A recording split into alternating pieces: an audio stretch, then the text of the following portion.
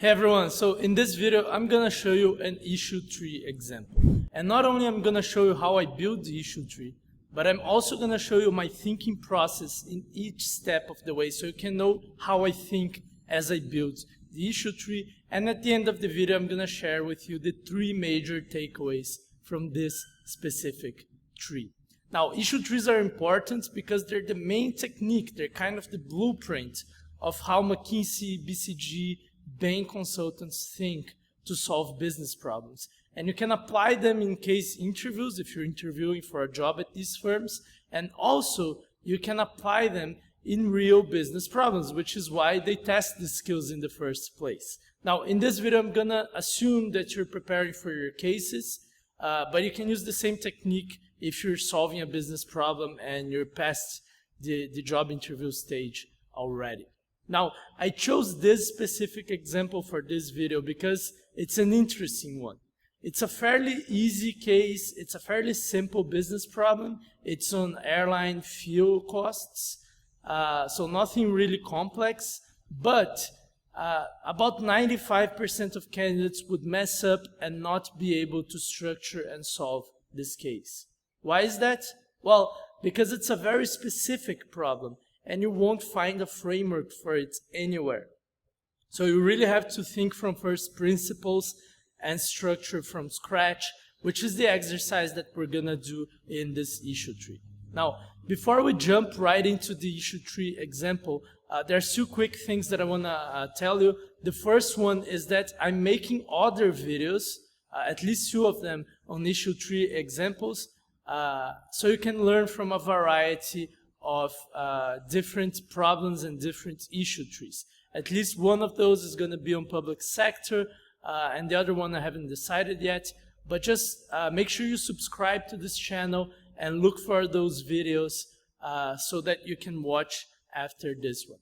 The second thing I want to share with you is that after I show you the issue tree, at the very end of this video, I'm going to share with you 2 great resources so you can learn to make issue trees better. One of them is a comprehensive guide on how to build great issue trees, and the other one of them is a step-by-step, again, comprehensive guide on how to be messy, the 5 ways to be messy. All right?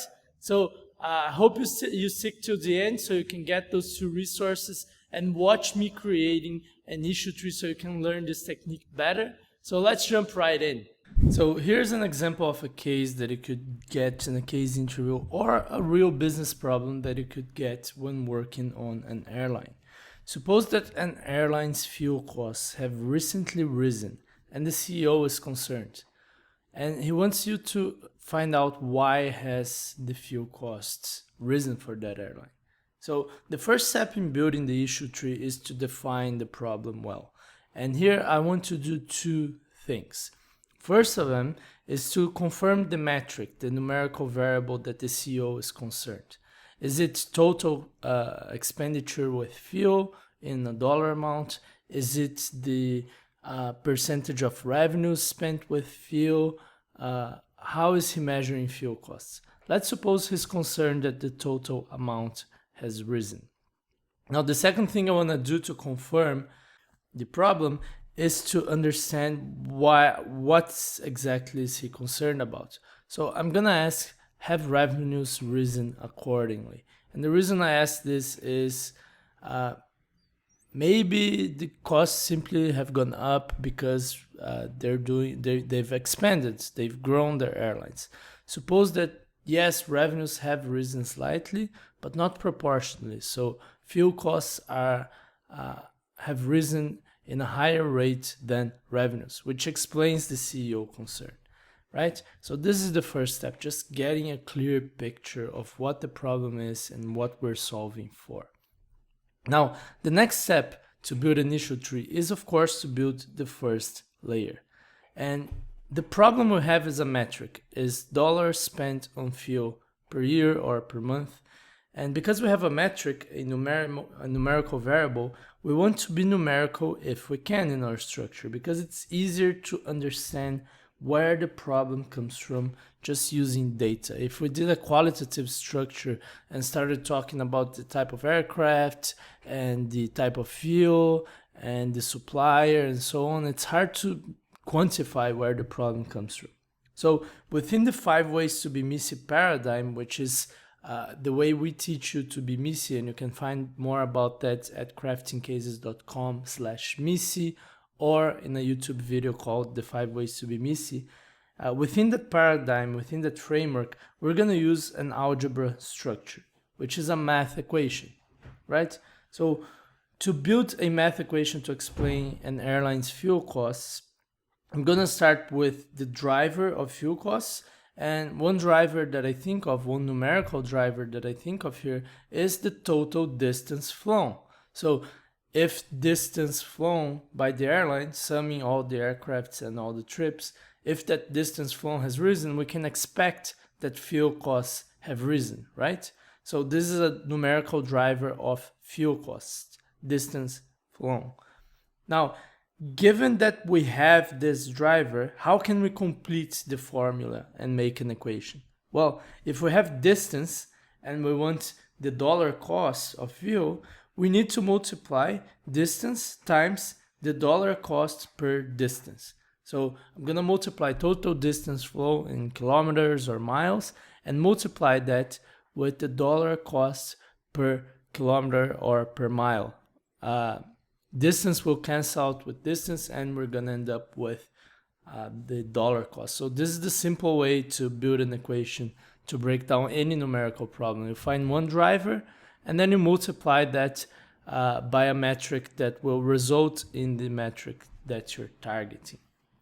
So now we have the first layer of our issue tree. Now I want to build a second layer. That's the next step. I want to keep a math structure if I can, because if I can do a math structure as far as it makes sense, I can quantify in even greater detail where exactly the problem comes from. So I'm gonna just repeat the process in the second layer. If the total distance flown was higher, well, one driver for that is that we're flying more trips, right? If we used to do 1,000 trips per year or whatever, and now we're doing 10,000 trips per year, of course the distance flown has risen, and of course the fuel costs have risen. Now, if we have the number of trips flown, and we want to get to total distance, what's left is the average distance per trip. So if we multiply number of trips times the average distance per trip, we get total distance flown, and thus, if either of those have risen, then total distance flown has risen. So same process to build the second layer, and now we're gonna do that in the bottom bucket. Dollar cost of fuel per kilometer or per mile flown.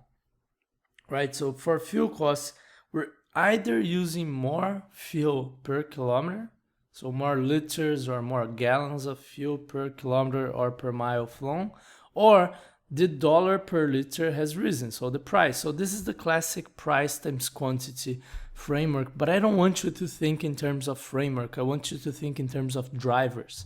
If we're spending more fuel per kilometer, we're using more fuel or we're paying more for the same quantity of fuel. So far we have an issue tree that's mathematical all the way up to the second layer. And this is awesome because the structure is meaningful. We're actually analyzing things that make sense to analyze and that would explain a rise in fuel costs, but also it's all quantifiable, right? We could ask data to the interviewer if we're in a case interview, or we could get real world data if we're solving a real problem, and we could see how the numbers changed and where the problem is. In a real case interview, I would probably try to get data here. In a real world problem, I would certainly get data here because then I could focus the problem, find the problematic driver, and then just dig into that. But in this exercise, I want to teach you how to build issue trees. I want to build a third layer here. And to do that, I'm going to pick and choose some buckets.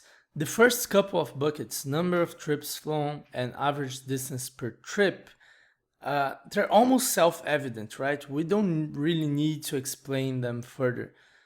If total number of trips flown has risen, that's the reason why fuel costs have risen. So I don't need to dig deeper on that. I could try to explain why total number of trips has risen.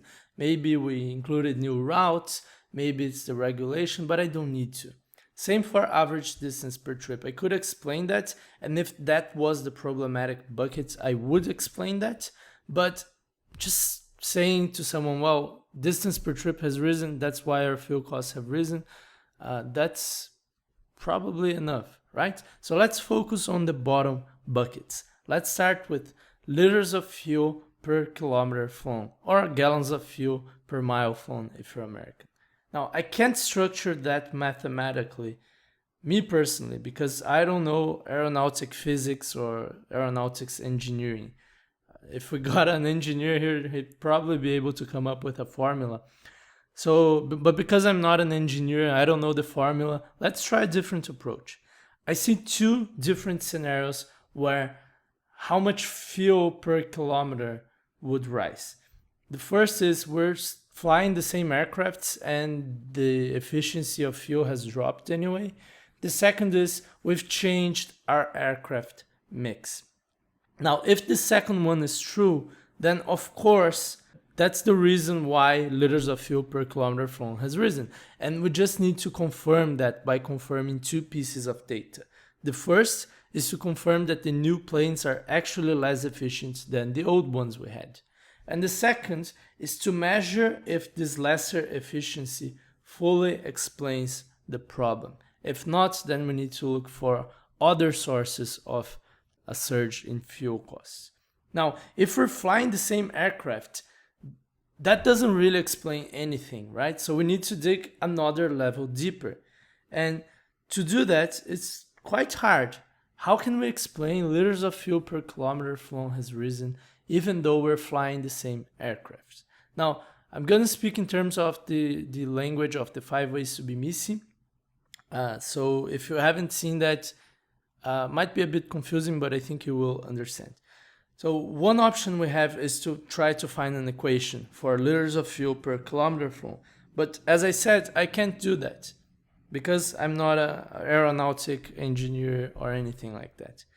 The second option we have is to do a process structure. So maybe we're spending more fuel on takeoff than before, or maybe during altitude flight, or maybe on landing.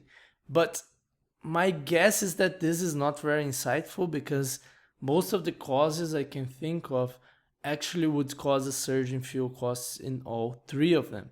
So the process structure doesn't really work here. Now, another option we have is to come up with a conceptual framework, which is the hardest MISI technique to use, but I'm going to use it here. And if you want to learn how to do that, check out our free course. You can find that in our website. It's a free course on case interviews, and among other things, it teaches you how to build these frameworks. Now, here's my framework. Maybe the aircrafts are flying with more weight, they're heavier, thus they're spending more fuel. Maybe the routes have changed. Not the average distance per trip, but maybe we're doing shorter trips, so the takeoff and landing are actually spending more fuel per kilometer because in a shorter trip you have to take off, you have to land, both consume a lot of fuel, and you have less time in altitude flight, so there's less kilometers to dilute takeoff. Or we're flying at lower altitude, for example. Or maybe it's the maintenance. We're doing less maintenance, our maintenance has gotten worse. Or maybe it's the flight behavior. Our pilots are flying faster, or they're flying a certain pattern that spends more fuel. So how did I come up with this framework? Again, check out our free course in our website, the frameworks chapter specifically. But the point is, the way I did it is I did an analogy with driving. So if my car is spending more fuel, it's heavier, or it's doing a different route, or the maintenance is worse, or I'm driving it in a way that spends more fuel. But there is another way. Even if you can't do an analogy, you can't really rely on analogies to build frameworks, and it is the landscape technique. You'll find that in our free course, and the structure you would have gotten is either the aircraft is different, or the route is different, or the pilot is different, or what's within the aircraft is different, which is the weight part of this framework, right? Now, let's go down into liters. The price per liter has risen. Again, I'm going to use a dichotomy, the opposite words technique, to separate different things, as I did in liters of fuel per kilometer. So it's either more expensive because we've switched the type of fuel or supplier, or it's more expensive even though we haven't switched anything. And this is my issue tree. It's not that complicated, but there's a bunch of different techniques that you should use. And one thing that I do is I think of one part at a time. Now, let's do some takeaways here. Takeaway number 1. This is not a general rule, but one thing you can do is to go quantitative and then go qualitative. Now, you don't always do that. If you have a qualitative problem, of course, you can't break it down in a quantitative way. But if you have a quantitative problem, what I recommend you do in most cases is to start breaking it down in a quantitative way, because you'll be able to quantify and know with numerical data where the problem comes from.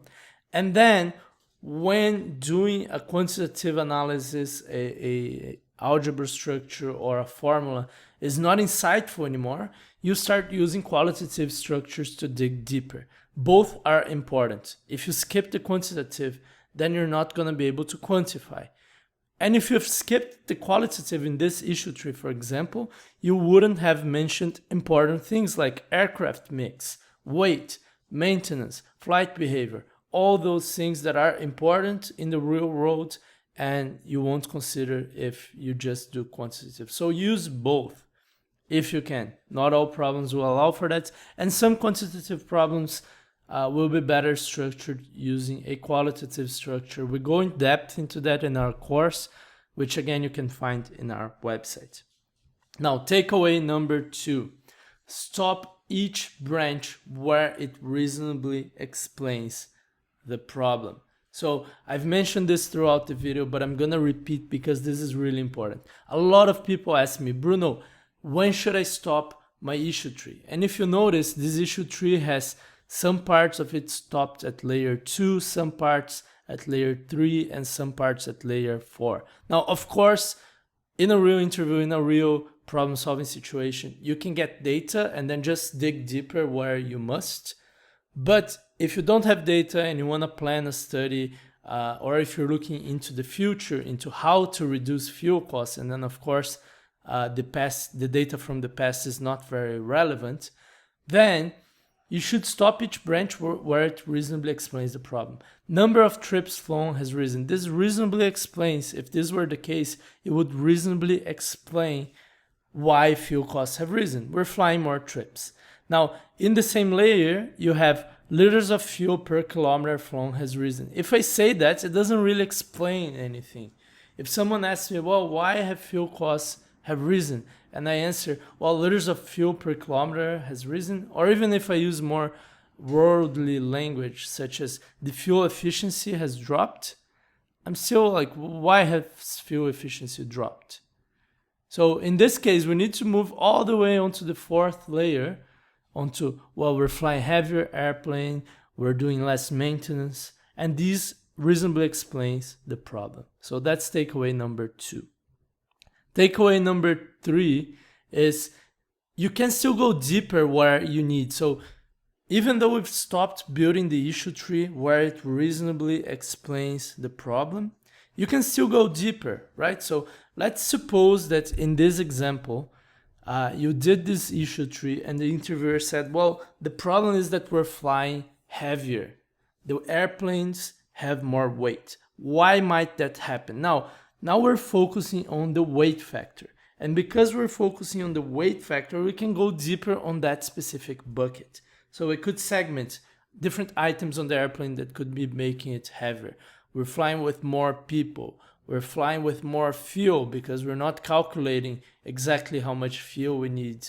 So we're carrying more fuel. Or we're flying with heavier equipment, right? Another example, if the interviewer said, well, the price per liter has risen even though we haven't changed the type of fuel nor the supplier. Why might that happen? I can say, well, either their cost has gone up because oil prices have gone up, or their margin has gone up because we haven't negotiated well. So I can dig another layer there. A third example, they might ask why average distance per trip has risen. Say that this is what has caused a surge in fuel costs. Now, if they say that, they may ask why. Why could that have happened? And I can say, well, it could be either because the average distance per trip has risen in the same origin destination pairs, which means we're flying a longer route for some reason. We're deviating from some country from which we have no access to their airline space, or we've chosen a different route, I don't know, maybe some Pacific Ocean storms or whatever.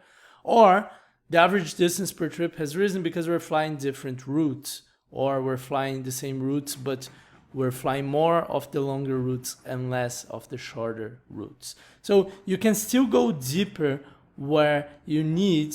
So if you find data that points to some specific part of the issue tree, you can go deeper on that, but you don't have to go deeper when your tree can explain the problem well.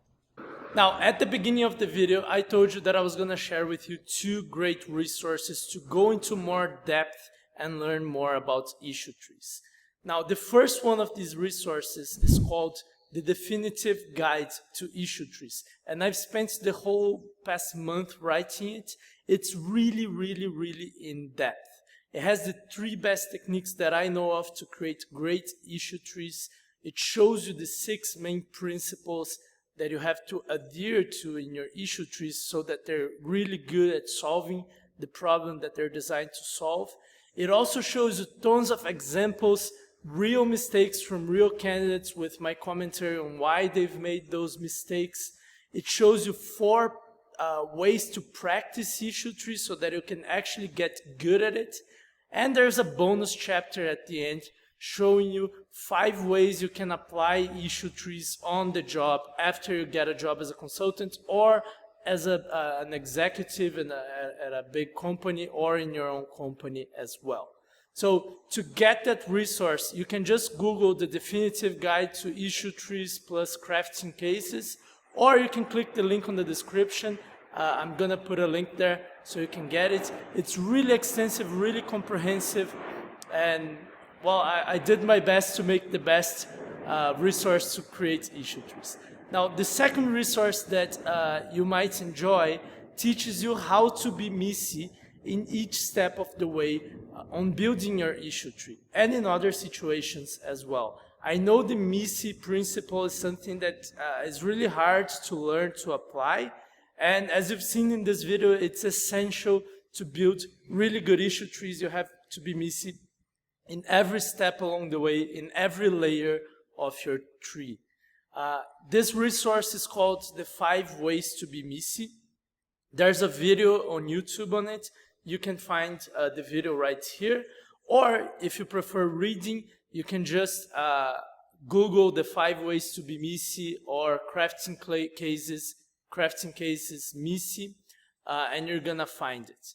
Now, finally, there's a third way to learn to build issue trees better, which is to watch the other videos on issue trees examples that I've made on YouTube. You can watch another issue tree example right here. And as you do that, subscribe to the channel below so that you can get the new videos we put out on case interviews and on solving business problems better. I hope you've enjoyed this video, and I'll see you in the next one.